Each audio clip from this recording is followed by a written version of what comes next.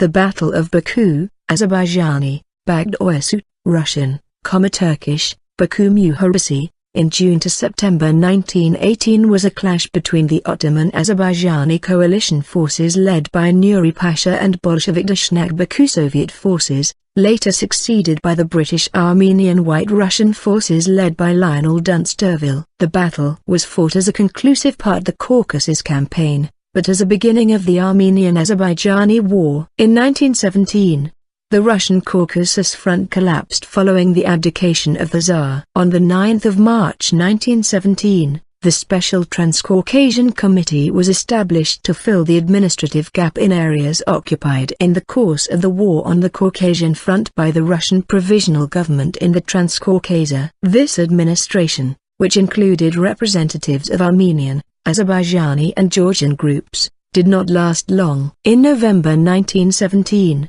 the first government of the independent Transcaucasia was created in Tbilisi and named the Transcaucasian Commissariat, also known as the Sejm, following the Bolshevik seizure of power in St. Petersburg. On 5 December 1917, this new Transcaucasian Committee gave endorsement to the Armistice of Urtsinkan, which was signed by the Russians with the command of the Ottoman Third Army. Russian soldiers mainly left the front and returned to their homes. A number of Russian troops left for the Persian campaign, contrary to the rules of the armistice. General Nikolai Baratov remained in Hamadan and at Kermanshah. A Russian colonel named Lazar Becherikov remained with 10,000 troops. Both forces were supplemented by British liaison officers. In 1918, the British invited the Armenians to hold out and picked officers and non-commissioned officers to form an advisory force, organizing them under the command of Lionel Dunsterforce at Baghdad. It was named the Dunsterforce. The military goal of Dunsterforce was to reach the Caucasus via Persia while the Persian campaign was active. The British planned to organize an army to be recruited from the Armenians and other pro-Allied elements that still existed in the Caucasus. On 10 February 1918, the Sejm gathered and made the decision to establish independence. On 24 February 1918, the Sejm proclaimed the Transcaucasia as independent under the Transcaucasian Democratic Federative Republic. The Transcaucasian Commissariat was anti-Bolshevik in its political goals and sought the separation of Transcaucasia from Bolshevik Russia. On 27 January 1918, the British mission Dunsterforce set out from Baghdad with officers and instructors to the region. Dunsterforce was ordered to keep the Caucasus-Tabriz front intact and put a stop to Enver's plans. On 17 February, Dunsterforce arrived at Hensley. Here they were denied passage to Baku by local Bolsheviks, who cited the change in the political situation. On 3 March 1918, the Grand Vizier Talat Pasha signed the Treaty of Brest-Litovsk with the Russian SFSR. The Treaty of Brest-Litovsk stipulated that the border be pulled back to pre-war levels and that the cities of Batum, Kars, and Ardahan be transferred to the Ottoman Empire. Between 14 March to April 1918, the Trabzon Peace Conference was held between the Ottoman Empire and the delegation of the Sejm. On 30 March 1918, the 10th day of Trabzon Peace Conference, the news of the internecine conflict and massacre of Azerbaijanis and other Muslims in Baku and adjacent areas of the Baku Governorate arrived. The following days witnessed the interethnic warfare referred to as the March Days. It resulted in the massacre of up to 12,000 Azerbaijanis by the Bolsheviks and armed Armenian units in the city of Baku and other locations in the Baku Governorate. While before the March Days Azerbaijani leaders claimed autonomy within Russia, after these events they demanded only independence and placed their hopes no longer in the Russian Revolution, but in support from Ottoman Empire. On 5 April 1918, Akarkic Kankli of the Transcaucasian delegation to the Trabzon Peace Conference accepted the Treaty of Brest-Litovsk as a basis for more negotiations and wired the governing bodies urging them to accept this position. The mood prevailing in Tiflis, where the assembly located, was very different. Tiflis acknowledged the existence of a state of war between themselves and the Ottoman Empire. Shortly after, the Third Army began its advance and took Erzurum, Kars and Van. The situation was especially dire in the Caucasus, where Enver Pasha had wanted to place Transcaucasia under Turkish suzerainty as part of his Pan-Iranian plan. This would give the Central Powers numerous natural resources, including the oil fields of Baku. The control of the Caspian would open the way to further expansion in Central Asia, and possibly British India. On the 11th of May 1918, a new peace conference opened at Batum. At this conference Ottomans extended their demands to include Tiflis as well as Alexandropol and Ichmyadzin, through which they wanted a railroad to be built to connect Kars and Jelfor with Baku. The Armenian and Georgian members of the Republic's delegation began to stall. Beginning on 21 May, the Ottoman army moved ahead once again. The conflict led to the Battle of Sadarapat, 21 to 29 May. The Battle of Caucasus, 1918, 24 to 28 May, and the Battle of Bashabrin, 21 to 24 May. On the 26th of May 1918,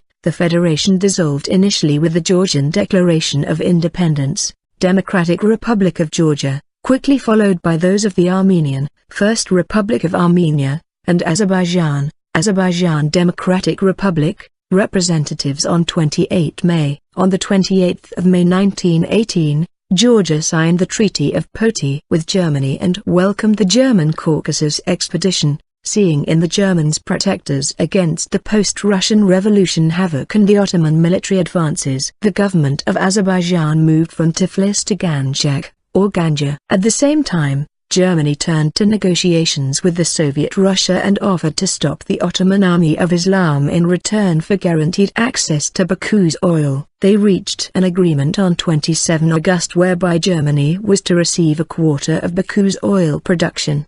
The German government requested that the Ottoman Empire delay any offensive into Azerbaijan. Enver Pasha ignored this request. In May, on the Persian front, a military mission under Nuri Pasha, brother of Enver Pasha, settled in Tabriz to organize the Ottoman Army of Islam to fight not only Armenians but also the Bolsheviks. Nuri Pasha's army occupied large parts of the Azerbaijani Democratic Republic without much opposition, influencing the fragile structure of the newly formed state. Ottoman interference led some elements of Azerbaijani society to oppose Turks. On the 4th of June 1918, Azerbaijan and the Ottoman Empire signed a treaty of friendship and cooperation, clause 4 of which held that the Ottoman Empire would provide military assistance to Azerbaijan, if such assistance was required for maintaining peace and security in the country. Prelude: the Ottoman Army of Islam was under the command of Nuri Pasha. It was formed in Ganja. It included the Ottoman 5th Caucasian and 15th Divisions,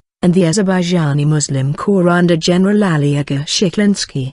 There were roughly 14,000 Ottoman troops with 500 cavalrymen and 40 pieces of artillery. 30% of the newly formed army consisted of Ottoman soldiers, the rest being Azerbaijani forces and volunteers from Dagestan. The Baku forces were commanded by the former Tsarist General Dokuchev, with his Armenian chief of staff, Colonel Avitisov. Under their command were about 6,000 Centro-Caspian dictatorship troops of the Baku Army or Baku battalions. The vast majority of the troops in this force were Armenians, though there were some Russians among them. Their artillery comprised some 40 field guns. Most of the Baku Soviet troops and practically all their officers were Armenians of Dashnak leanings, and often outright Dashnaks. One of the Red Army commanders was the notorious Amazisp, who had fought as a guerrilla leader against the Turks, and for whom any Muslim was an enemy simply because he was a Muslim. The British mission, Dunsterforce, was headed by Major General Lionel Dunsterville, who had arrived to take command of the mission force in Baghdad on the 18th of January 1918. The first members of the force were already assembled. Dunsterville set out from Baghdad on the 27th of January 1918, with 4 NCOs and batmen in 41 Ford vans and cars. The British troops in battle under Dunsterville numbered roughly 1,000. They were supported by a field artillery battery, machine gun section, 3 armored cars, and 2 airplanes.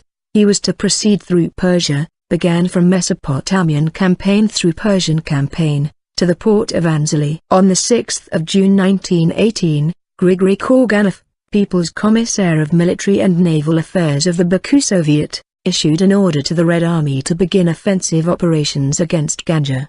Being unable to defend the independence of the country on their own, the government of Azerbaijan asked the Ottoman Empire for military support in accordance with Clause 4 of the treaty between the two countries.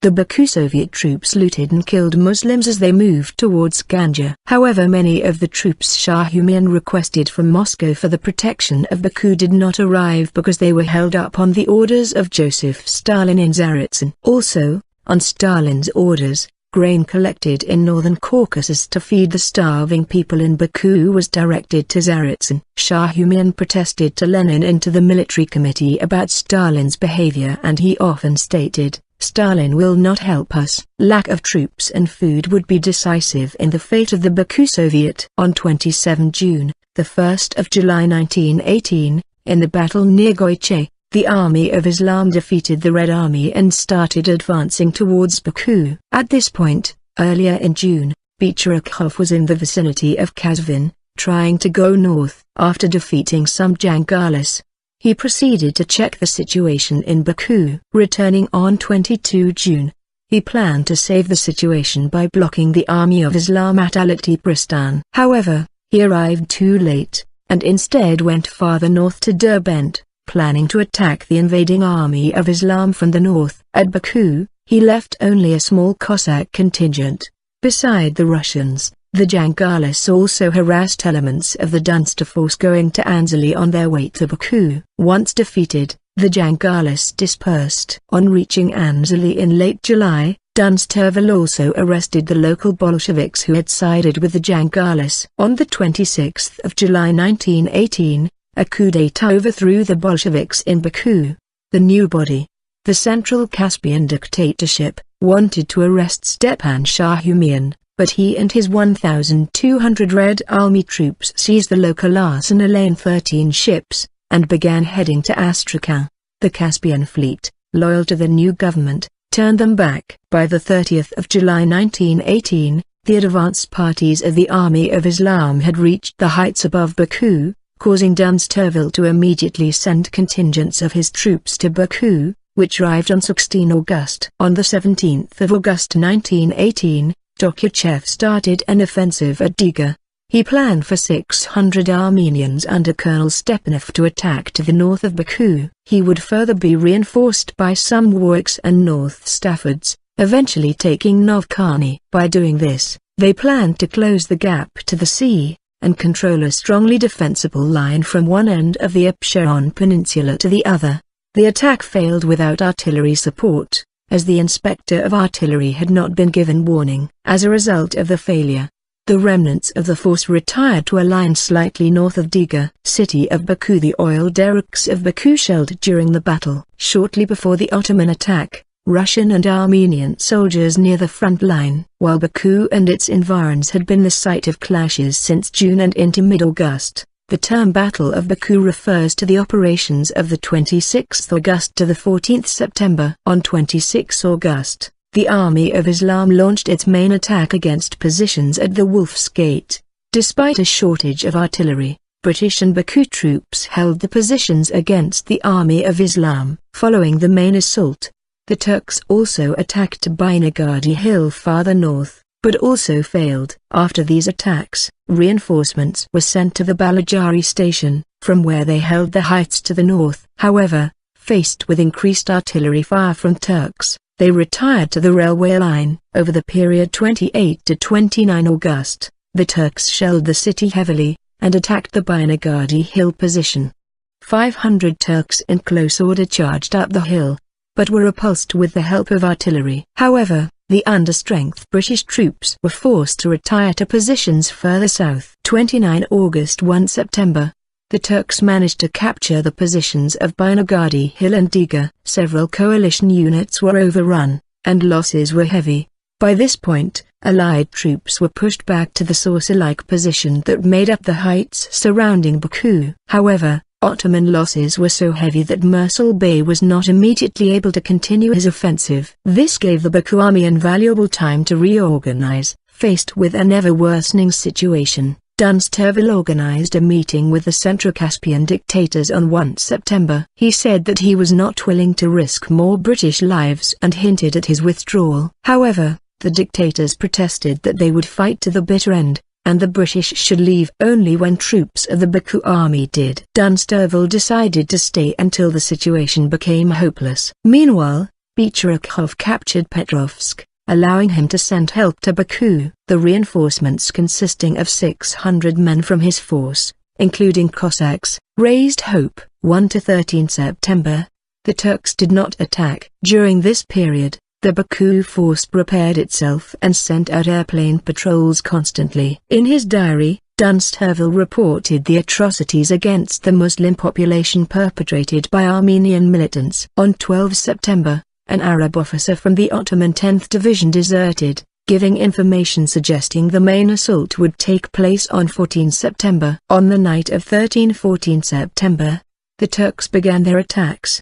The Turks nearly overran the strategic Wolf's Gate, Azerbaijani, Kurd caps, west of Baku, from which the whole battlefield could be seen. However, their advance was halted by a counterattack. The fighting continued for the rest of the day, and the situation eventually became hopeless. By the night of 14 September, the remnants of the Baku army and Dunsterforce evacuated the city for Anzali. On the 9th of March 1918, the arrest of General Talashinsky, the commander of the Azerbaijani division, and some of its officers, all of whom arrived in Baku, increased the anti-Soviet feelings among the city's Azeri population. On 30 March, based on the unfounded report that the Azerbaijani Muslim crew of the ship Evelina was armed and ready to revolt against the Soviet disarmed the crew who tried to resist. The 3 days of interethnic warfare referred to as the March Days, which resulted in the massacre of up to 12,000 Azerbaijanis by the Bolsheviks and armed Armenian units in the city of Baku and other locations in the Baku Governorate. The March events, beyond the violent 3-day period, touched off a series of massacres all over Azerbaijan. September Days. In September 1918, a terrible panic in Baku ensued when the Army of Islam began to enter the city. Armenians crowded the harbour in a frantic effort to escape. Regular Ottoman troops were not allowed to enter the city for 2 days, so that the local irregulars could take their bloody revenge for the massacre of Azaris in March 1918. It was the last major massacre of World War I. Aftermath. The British losses in the battle totaled about 200 men and officers killed, missing or wounded. Mursal Bey admitted Ottoman losses of around 2,000. Among the civilians, the casualties of Baku's 80,000-person Armenian community were between 9,000 and 10,000. Roughly equal to the number of Azeris massacred by Armenians and Bolsheviks during the March Days. Altogether up to 20,000 Armenians were killed or deported. No oil from Baku's oil fields got beyond Tbilisi before the Ottomans and Germans signed the armistice. By 16 November, Nuri and Mursal Bey were ejected from Baku and a British general sailed into the city, headed by one of the ships that had evacuated on the night of 14 September. A memorial in Baku was established to the Turkish soldiers, who were killed in combat. There is also a memorial to the British soldiers in Baku, headed by General William Thompson. British troops of 5,000 soldiers, including parts of Dunsterforce, arrived in Baku on 17 November. And martial law was implemented on the capital of Azerbaijan Democratic Republic until the civil power would be strong enough to release the forces from the responsibility to maintain the public order in Caucasus from Bolshevik Russia. On the 27th of January 1918, the British mission Dunsterforce set out from Baghdad with officers and instructors to the region. Dunsterforce was ordered to keep the Caucasus-Tabriz front intact and put a stop to Enver's plans. On 17 February, Dunsterforce arrived at Anzali. Here they were denied passage to Baku by local Bolsheviks, who cited the change in the political situation. On the 3rd of March 1918,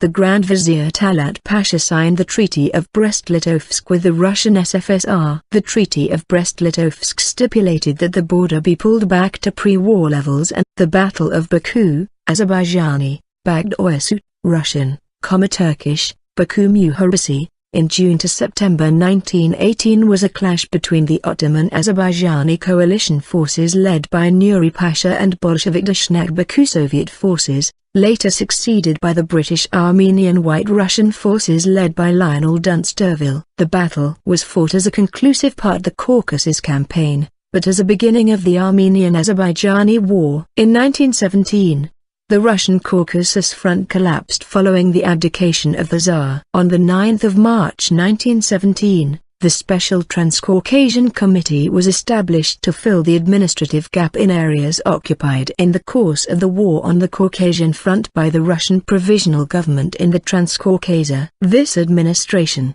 which included representatives of Armenian, Azerbaijani and Georgian groups, did not last long. In November 1917, the first government of the independent Transcaucasia was created in Tbilisi and named the Transcaucasian Commissariat, also known as the Sejm, following the Bolshevik seizure of power in St. Petersburg. On 5 December 1917, this new Transcaucasian Committee gave endorsement of Alat Baghdad. It was named the Dunsterforce. The military goal of Dunsterforce was to reach the Caucasus via Persia while the Persian campaign was active. The British planned to organize an army to be recruited from the Armenians and other pro-Allied elements that still existed in the Caucasus. On 10 February 1918, the Sejm gathered and made the decision to establish independence. On 24 February 1918, the Sejm proclaimed the Transcaucasia as independent under the Transcaucasian Democratic Federative Republic.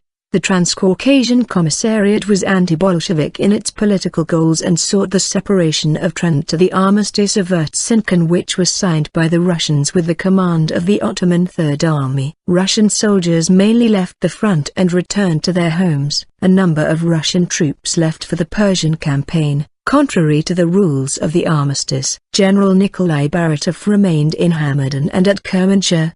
A Russian colonel named Lazar Becherikov remained with 10,000 troops. Both forces were supplemented by British liaison officers. In 1918, the British invited the Armenians to hold out and picked officers and non-commissioned officers to form an advisory force, organizing them under the command of Lionel Dunster.